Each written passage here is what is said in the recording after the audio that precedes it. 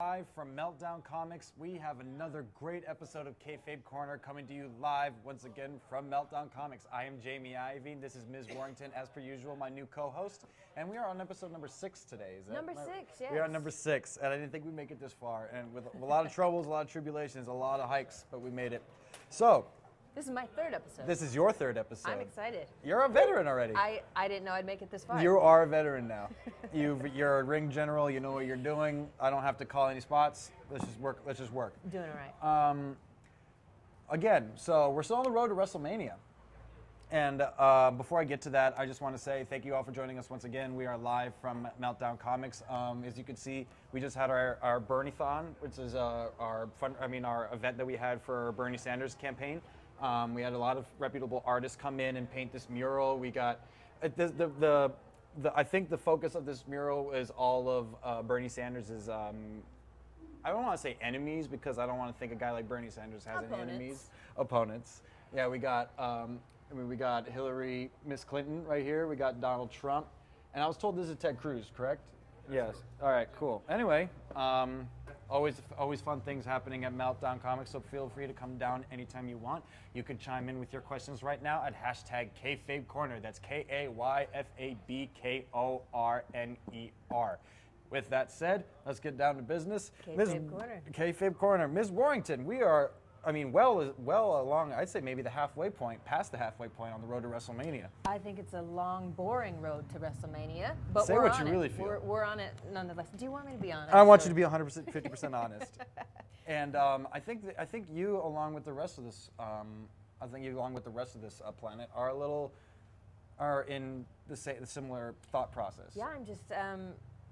WrestleMania, it's the Super Bowl of wrestling. It is the and Super Bowl. What do we have this year? I'm not very excited about it. We have Shane versus Undertaker.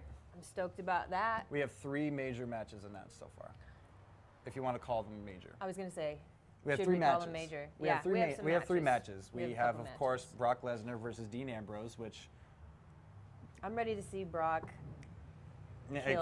I'm ready to see Brock win Just everything. kill I it. think Brock should have been the main event this year again, but I that's agree. that's just my personal opinion. We'll get into our fantasy WrestleMania. We got that, and later. we're gonna finish with I'll that. hold But I off. want to start off with some topics. You know, we're coming back after Monday Night Raw as per usual. Yes. You know, every week it just gives us lots and lots of opportunities to talk about new stuff that happens. So I had a few, as every week on Kayfabe Corner, we have some topics that me and Ms. Warrington and potential guests that we have every so often to discuss these things and debate them. And we love for you guys to chime in as well with your questions, comments, and hopefully not concerns, but if you feel the need, by all means. So first topic I got for you. So ever since Shane McMahon returned, the prodigal son, I don't even know how to pronounce that. Prodigal? I don't even know how to pronounce it. I don't know how many B's and D's are in there. Shane McMahon's back. We already covered this. Back. He returned Shane last back, week. yes. The internet has been pretty much split 50-50 down the middle with whether or not this was a good idea or a bad idea. Mm-hmm. I'm going to start whether or not the saving grace of Mania, which is what it is right now. It's the most interesting match that was booked right now. It's really might be the only thing I'm looking forward to. It's the only match that has any sort of star power. I mean, it's not even star power. It's just interest. Interest. Book. The only thing that was the only thing that kind of was, it was the first booking decision done in WWE television in a long time that you were like, whoa. Yeah. Didn't see that coming. Didn't predict that. Huge pop for that one. Huge pop. And so I'm going to start with my personal opinion. Mm-hmm.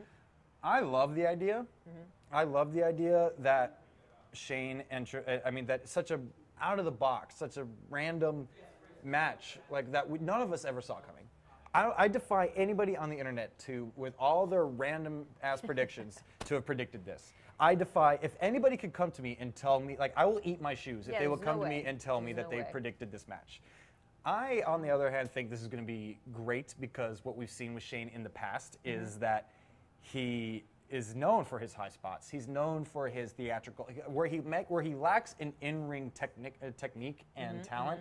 He more than makes up for in storytelling and high spots. Absolutely, showman. He's a better, in some ways, he's more of a showman than his father. In some ways, he produces great matches. We've seen a lot of great matches from.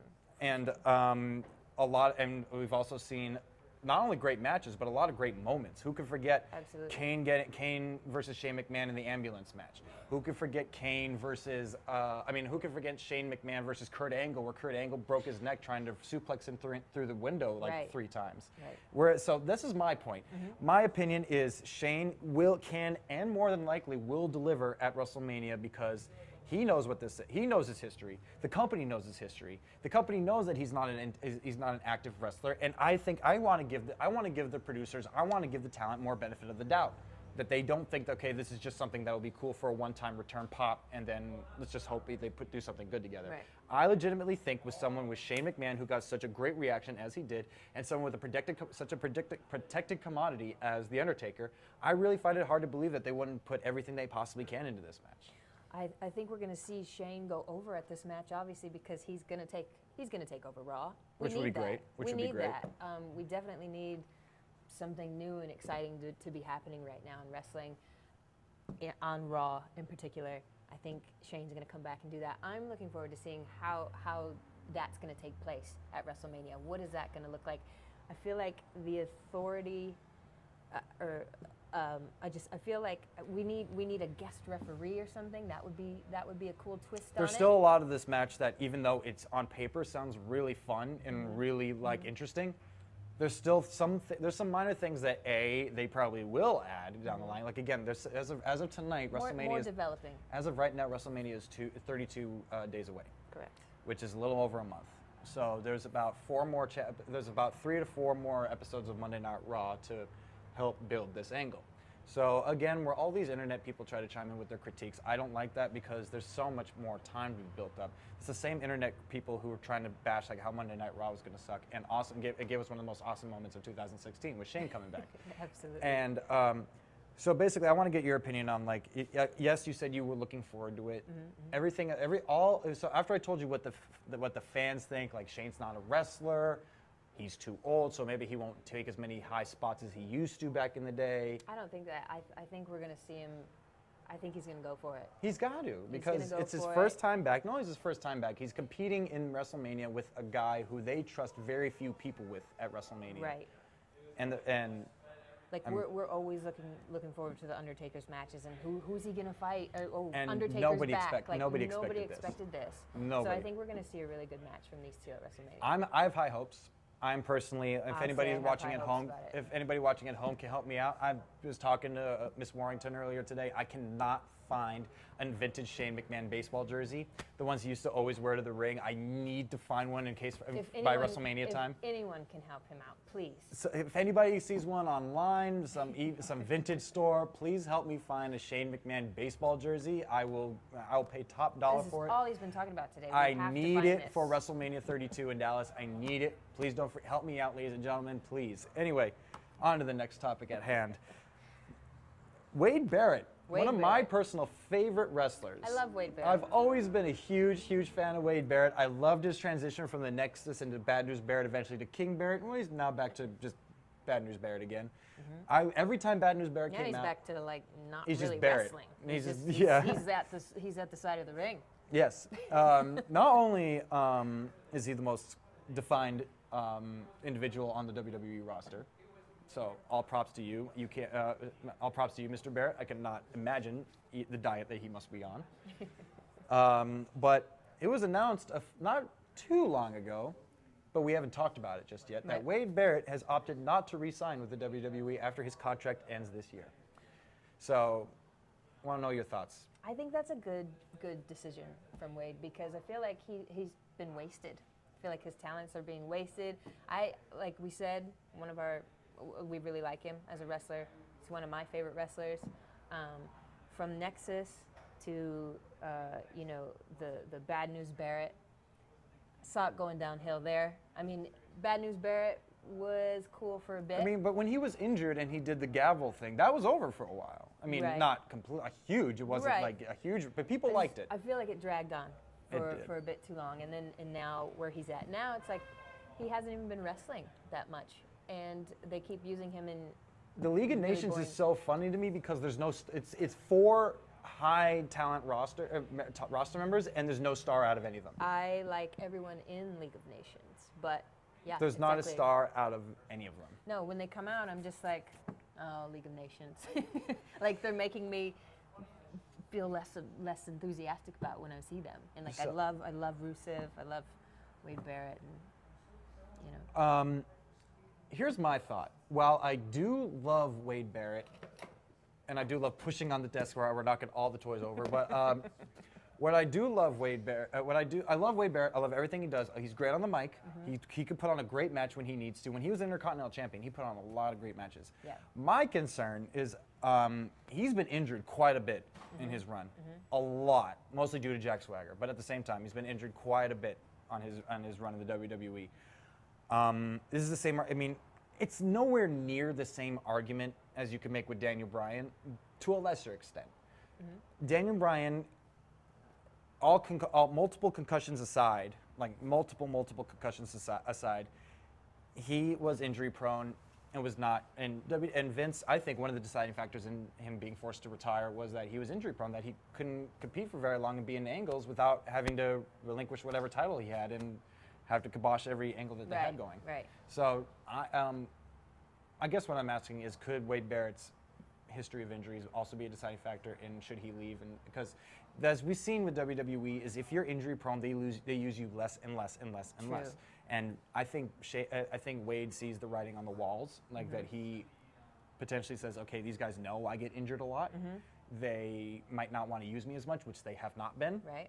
And the Indies don't have as much of a tenuous health and concussion test regimen. I think now would be a great time for Wade to leave. I think, like I said, he's making a good decision in not re-signing, and I think that we could see him have a really good run with the Indies. What I've noticed a lot, what has worked for some people, it doesn't always work, but on a very select people, this whole thing of leaving to go to the Indies for a little bit and coming back and getting a huge reaction, it hasn't always worked, Tensai, but it has worked. And I think that if Barrett left for 6 months, not even 6 months, not just 6 months, a year. If he left for a year, maybe even longer, and came back, because that's one thing that I love about the WWE universe is we don't forget anything. Right. We don't forget anything. People like Wade Barrett. I think that if he came back, like there's no real reason. people would be behind him. Oh, he would get a huge reaction if he pop came for back. that. Yeah, I mean, it's. I think it would do great for his character. He'll go and learn a lot more, even though he's pretty seasoned in the ring. Pretty solid wrestler. But there's always. I mean, you could go to Japan, where it's a whole different ball game over there. And in case you're hearing this, ladies and gentlemen, we do have open mic night going on in Meltdown right now. So, pardon the bleeding of noise. We have a lot of aspiring comedians trying to hone their craft right now. So, we're gonna keep going with this. So yeah, I mean. We still don't. I mean, he still could resign. As you noticed last week, Wade Barrett's been being used a lot more in WWE television. They're trying not to lose him. Which is very true, because I think they know that if he leaves, he could make a lot of money elsewhere. And they need him right now, I think. Especially with the depleted need roster. Talent like Wade Barrett because of the depleted roster. Solid all around. Yeah, like we've mentioned a few times, I feel like we're struggling to build a solid WrestleMania, and that just shows the lack of the roster now. And Wade's a solid worker. He doesn't struggle on the mic. He doesn't struggle in the ring. The only thing he struggles with is the injuries. That's the only thing. Yeah. Okay, moving on. Moving on. There was a recent interview online by a certain WWE rookie. I guess you could call him a WWE rookie because he hasn't been in WWE yet until recently. AJ Styles did a recent, I think it was online or radio interview, in which he stated, I was really worried at first, as most people are coming into a new locker room, that he wasn't going to be accepted as quickly as he would have hoped. We've heard a lot of different stories from people like Booker T, Chris Jericho, people coming in from WCW or even Taz coming in from ECW, having to work to be accepted into the WWE ring. That they came in and there was a huge chip on their shoulders from other people. AJ Styles was expecting all this, but didn't get that. He said, I was expecting the cold shoulder. I was expecting to get hazed for a little bit before I came in. He's like, but I didn't get any of that. They accepted me in like I was been there for hundreds of years. Like they were just like, okay, another day at work. Let's go. What are we doing? As we've seen, this is not usually how this goes down with new talent, especially coming in from another of another company. Right. So do you think this is just how things are nowadays, or do you think that just AJ's talent has spoken so much about him just over the years that they're like, okay, he's earned his stripes. He doesn't need to go through the hazing that we did. I definitely think that AJ's talent speaks for him. He was the top guy over at New Japan in Ring of Honor, and his talent is known. And I also think, again, the WWE's struggling right now. I think that they would be dumb not to accept him and to be, you know. I mean, this wasn't on my notes, but this is something I really do want to bring up. Are we seeing AJ and Jericho team up to see just an eventual payoff? What did they call it? And so I mean, I like them together. They're great together because their styles mesh so well. Their styles work really well together. And but are the only reason are we getting this just so we can have an eventual payoff of Chris Jericho versus AJ again at WrestleMania for the third time? I don't think we need it for the third time. What else are we going? I mean, but then what do you think is the purpose of putting these two together? They're going to have to break up eventually. They're not tag team talent. I think that they're using Chris is helping to put AJ over. I just really hope because they work so well together. I'm just really concerned that the final payoff we get of this is a third or fourth AJ Styles versus Chris Jericho match. I don't want that. I want AJ Styles versus Kevin Owens. Well, in again, my fantasy. We're gonna have to see. You're getting way ahead of yourself. We have a whole section dedicated to this part, and you want to just jump to it. I mean, we have time to fill. We were on Styles. You know what? I read an interview with AJ Styles end of last year, saying that he didn't want to come to the WWE. Everybody, this is something I've brought up on when I was on the Wrestling Sheet podcast with Ryan Satin. What do you think changed with him there? Because this was just like there's a lot of people, November or so that I there's a lot of people that will say, I'll never work for WWE, TNA, Ring of Honor till the day I die. Mm-hmm. I bleed, Dixie Carter. And then they give him the paycheck. As soon as you get that call from Vince, you're picking that phone up. Yeah. You're telling me that I don't care how deeply embedded into the TNA product you are, if Vince McMahon called you, you don't pick up the phone? I mean, right. He could say as much as he wants that he would never sign with WWE. I guarantee the minute Vince McMahon called him. A few months ago that he said this. And everything changes. Everything changes at the drop of a hat in this company, and that's, I guess, why we're such big fans. Because anything and everything does happen. Anything goes at any time. And so before we go to the final segment of today's episode, yes. I want to field some questions from our awesome audience at home. Let's do it. So first question we got, and I'll read it to Ms. Warrington. Ryback is now a heel, yet faced Adam Rose tonight at the Social Outcasts. This doesn't make sense. That's a very good comment from our group chat. I mean, our chat board live right now. If you want to chime in, you can on hashtag Kayfabe Korner, KAYFABEKORNER. Yes, I'm really interested. I mean, again, it's only the first week of Ryback's heel run, but I'm really are they just trying to build him up? Down. More ways than you know. Is this just? I mean, I'm actually confused about this myself. Like they're trying to build him as a heel. Again, granted, this is only the first week of him being a heel. He hasn't even really done that many heel tendencies. He's had a good run now. Face. Yeah, I mean, I've been a Ryback fan forever. I've loved Ryback forever, and I don't understand. I mean, I'm all for a Ryback heel turn. He's a great heel as well as he is a baby face. I'm cool with it. I'm just not. I don't know what they're doing. I don't understand. Sure where they're going with that right now. I mean, granted, it's the first week, but you would think that you would want to put Ryback up against a weak, not a baby face, because baby faces by definition aren't supposed to be weak, but a weak person that people cheer for. Like maybe he could take out both of the Lucha Dragons at the same time. I'm something not cheering like that. for Adam Rose. No one is. I think that Ryback, no one's cheering for. I mean, the only one who gets cheered out of the Social Outcast is Heath Slater. Yeah. It's the only one. Ryback needs a better opponent.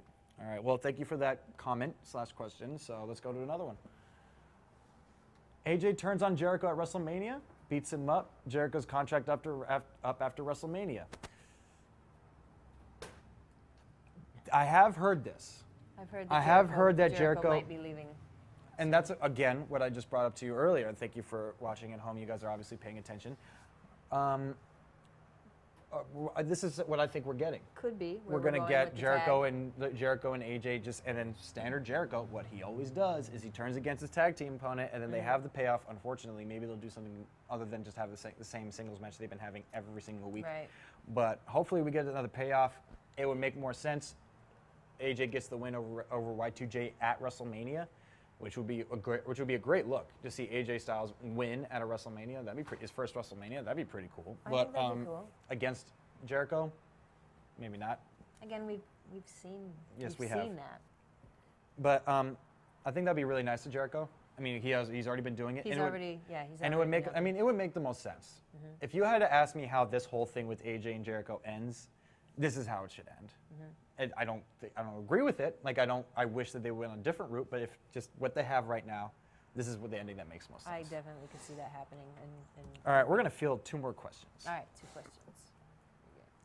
When will Cena make it back by? Sorry, misread that. Will Cena make it back by WrestleMania, and who would he face? I have read. So we have basically reports say, and basically confirmed by the man himself, Cena has been working double time at rehab. He is not crazy in thinking that he will make that he has a really good shot at making WrestleMania. As of right now, he will not be making WrestleMania, but a lot of online reports have said that he is double timing working, like to try to make it by some miracle, by the grace of God, that he could make it back. I would love to see Cena back in time for WrestleMania. It just doesn't seem like a WrestleMania without him. We need Cena at WrestleMania. Like that's what I've been saying about this roster. It's like I don't feel like we have, and granted, like Cena or not, when he's on the live events, he's a pro. It's a pro. We need the superstars like Cena to make the show. We don't have any. It's very lackluster to me right now. While there are a good amount of characters still, there aren't that many larger-than-life characters as we have with Cena. Exactly. I mean, yeah, I like a lot of the wrestlers right now, but I'm not like, wow. It's like they're missing. There's like a star power that's missing right now. He's the company. We need Cena at WrestleMania. It's just strange. It's really strange. Yeah, agreed. All right, we got one more question, and then we're gonna wrap it up with our dream book. That's how I wanted to end today's show. Are you excited that the Freebirds are finally going into the Hall of Fame? Yes, and ladies and gentlemen, in case you did miss that, and we were trying to avoid this because yes, the Freebirds were. We were trying to avoid this because yes, on WWE.com and on Monday Night Raw tonight, finally, ladies and gentlemen, the fabulous Freebirds from Texas are finally being inducted into the Hall of Fame in 2016. What do you think took so long? This is my personal opinion, and just based off of the conversation I've had with fellow former WWE employees, just what I've seen being on the road, this does make a lot of sense. Vince McMahon and Michael P.S. Hayes have a very odd relationship. They work together every day. They talk to each other every day. They travel together, but Vince likes to likes to screw with Michael Hayes. He loves it. Always has, always will, and it's always been like the unspoken. It's always been the unspoken. Like 2-decade-long rib of Vince saying, "Okay, we're going to put you in next year. Okay, no, maybe not this year, but maybe next year."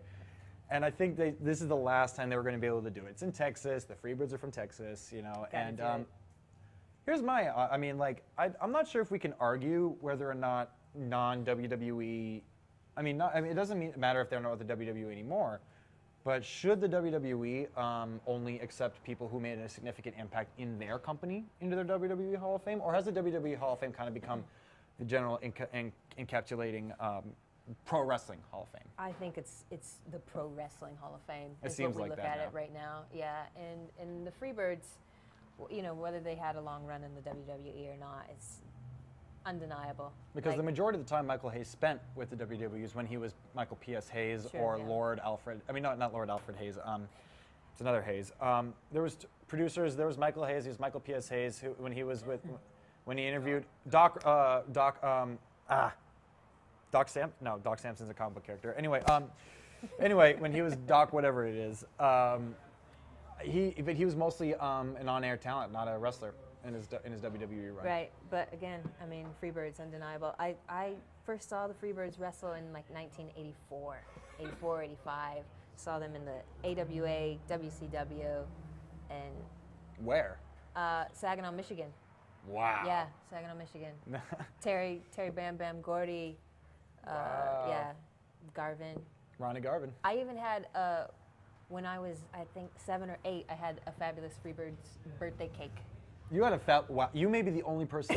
Not only that, you might be the only female I know in my entire life that has had a Fabulous Freebirds cake. And brown person because of the, Confederate flags and everything. That's very true. On my birthday cake. That's very true. Yeah. Anyway, I want to wrap this up. We have 3 matches. We have 3 matches officially in the books, ready to go for WrestleMania. Shane versus Taker, Brock and Dean, Roman and Triple H. If you had to put one or two more matches on that card, Right. what would you do? I would do, I think I kind of mentioned it earlier, Kevin Owens versus AJ Styles. Yes. I think that would be an amazing match. Any true If wrestling. we're gonna have Styles with WWE, he's gonna get a belt. Not gonna waste. We're not gonna waste that. I mean, if you got it, Title. it's a title. Belts keep your Belts keep your pants up. belts keep your pants up. He's gonna get a title. I think so. At least the United States or the Intercontinental Championship. Yes. I would like to see that. And then for the ladies, I would like to see a triple threat match, which some of the crowd was behind today, Who you got? with Sasha Banks, Charlotte. and Becky Lynch. Brie Bella just out of there. Not a factor. She's gonna be gone soon enough, anyway. She will, but she will be. I'm not trying to. I'm a Bella fan. I love Brie, but yeah, I think that the better match would be. Becky, Sasha, and Charlotte. Chances are she probably will be at WrestleMania, Brie Bella, in some shape or form. She'll be around. Not mad about it. She probably won't be able to deliver as well as Sasha, Charlotte, and Becky would. Yeah. All right, those are two solid choices. Are 2 for me. Let me What come about up with mine. you, And Mr. I guess Iovine? let me ask: do they have to already? If they're already booked, are they off the table? Do whatever Are they you not want. allowed? Do whatever you want. Okay. This is our show. This is While your you fantasy. say Kevin Owens versus AJ Styles, Yeah. I would. This was actually one of the rumored matches that was going to happen, which eventually it didn't. Yeah. I would have loved to have seen Brock Lesnar versus Kevin Owens That would be amazing. because I've never seen someone go up against Brock Lesnar who has a legitimate bad streak, like rough and tumble, like I'll break my nose and still work the match. You Yeah. know, like Lesnar hasn't gone up against anybody like that, where they're like where they could take it as well as they can give it. Yeah. And so, That would be a pretty amazing match. Kevin Owens is very rough and tumble. Yes. He could get suplexed 150 times and still work. And then my second match, which is, thank you for reminding me, producers, is, as you know, I'm the New Day's #1 fan. I am the #1 mark of the New Day. I love the great New team. Day. I It's a love great everything they do. I think they should come up with a singles title just that they should all have. Like if Big E ever won the Intercontinental Championship, they should all have it. Like keep it going with the Freebirds rule with the tag team belts. I want to see the New Day again. Like this is going up against because granted they started this tradition last year of having the Intercontinental Championship ladder match. Right. I want to see the New Day in a tag team ladder match. The New Day's tag team title match at TLC was one of the greatest matches I've ever seen. When Kalisto did that backwards Concilio del Sol on the ladder. That was amazing. And we know that Kofi, Big E, and Xavier can work on a ladder. We know they can. Kofi's one of my favorite wrestlers. Especially him. Yeah. Especially him. And I just want to see, because there's nothing I would love to see more than the New Day holding up their tag team titles on top of a ladder surrounded by 70 to 80,000 people. Everybody booing, and then Xavier. Could you imagine the WrestleMania intro for that horn that they probably could do for Xavier Woods? That'd be amazing. Because if you guys aren't aware, most WrestleManias, a lot of the bigger names get special, like huge production entrances. Entrance. Yes. If they did like a whole marching They band have or a something whole with the New section Day, of horns, yeah. oh my! If they did a horns, I just got so excited. Like I got goosebumps. And then he could hang upside down from the ladder. I got goosebumps thinking about New Day walking to the ring with the horn section. Wow, That would be got great me to excited. see. I would So, love to see that. those are my two: Brock Lesnar versus Kevin Owens. New Day facing the rest of the tag team division in a tag team ladder match. We have time for one more question. Okay. I'm going to field it. We're going to wrap it up. And that'll be another episode of Kayfabe Corner, ladies and gentlemen. Thank you for tuning in again. They did Y2 AJ versus the New Day tonight. Why don't you add the Lucha Dragons and the Usos? I mean, that sounds like a good concept to me. I mean, Lucha Dragons have already proved that they can go on the ladders with the New Day. The Usos are owed another WrestleMania spot, considering they barely had one last year. Those are all all solid, very all strong great teams. And I think, like I just wish we could see Brock Lesnar versus somebody who, we're kind of getting that match in a sense with Dean. Dean is, in a sense, a little rough and tumble guy and stuff. I don't care about that match. I really want to see Brock with someone else. Yeah. I'm just kind of tired. It's kind of a shame because we're kind of getting Brock coming from 2 WrestleManias that were really, the past 2 WrestleManias. The Roman Reigns, Brock Lesnar versus Taker the year before. Yes. Both years, he played a major role in WrestleMania. This year, he's not. This is like mid-card. Yeah, it is mid-card. Yeah. It's not like, it is mid-card. And again, we've talked about this WrestleMania build-up, a little lackluster. There's 32 days left. There's 2 or 3 more Monday Night Raws to get through. 3 or 4, I'm sorry. 3 or 4 Monday Night Raws to get to. So hopefully things change. Might see a little bit more development here. I would. And before I wrap up, thank you so much, ladies and gentlemen, for joining us once again. Congratulations to Lucha Underground, who just got syndicated on iTunes. Now you can buy all present and past episodes of Lucha Underground on iTunes now, which I love because I don't have cable, so I would love to be able to watch Lucha Underground. I only have internet. Me as well. Which is, we're such this generation. And I may remind everybody else, every week you could chime in with your comments, concerns, or questions at hashtag Kayfabe Corner. That's hashtag KAYFABEKORNER. Ladies and gentlemen, from Ms. Warrington, I am Jamie Iovine. Welcome to the Corner. Thank you for stopping by. Thank you.